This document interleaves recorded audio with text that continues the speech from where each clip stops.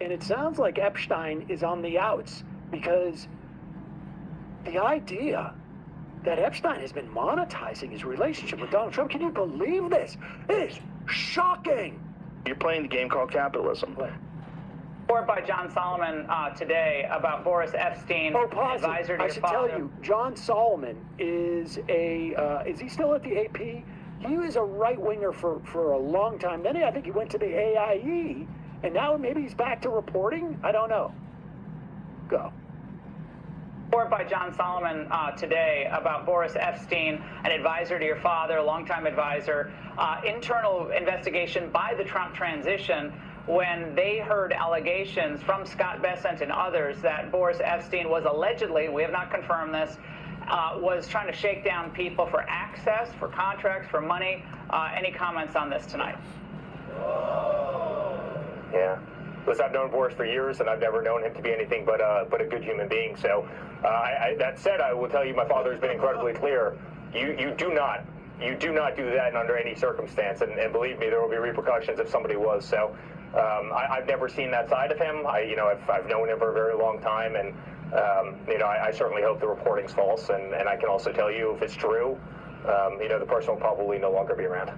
All right, Eric. Report by John Solomon. Wow, the guy who was selling watches just like a few months ago that were seemingly monetize advertised. Me. He doesn't monetize me.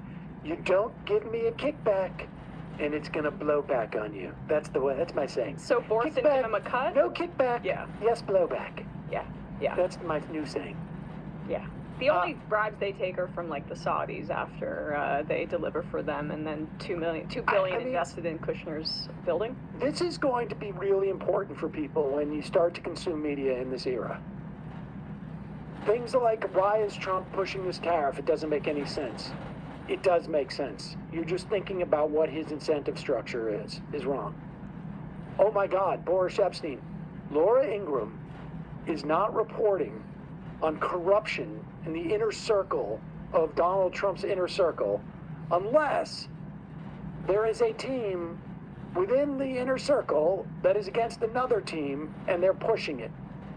And now you have a sense of which side Laura Ingraham's on, or at least which side she thinks is winning. That's all this is. That is all this is. People need to be able to, watch the media and understand why we are hearing what we're hearing. This is always the case. It's even more the case right now because it's that naked. And there's now a secondary media ecosystem that is trying to obscure that media literacy. That's trying to take what these Trump people are saying at face value and make it as so like, oh, maybe they're populist and responding to the public. No. There's so much credulity that's being assigned to these Trump people the second time around that frankly is in really bad faith, I think, from both our mainstream media to our supposedly independent online space. That's really self-serving, but also and obscures the truth of the matter, which is like, if you see anybody calling this out and saying Trump's taking corruption really seriously, immediately know that that's a source that you should never trust again.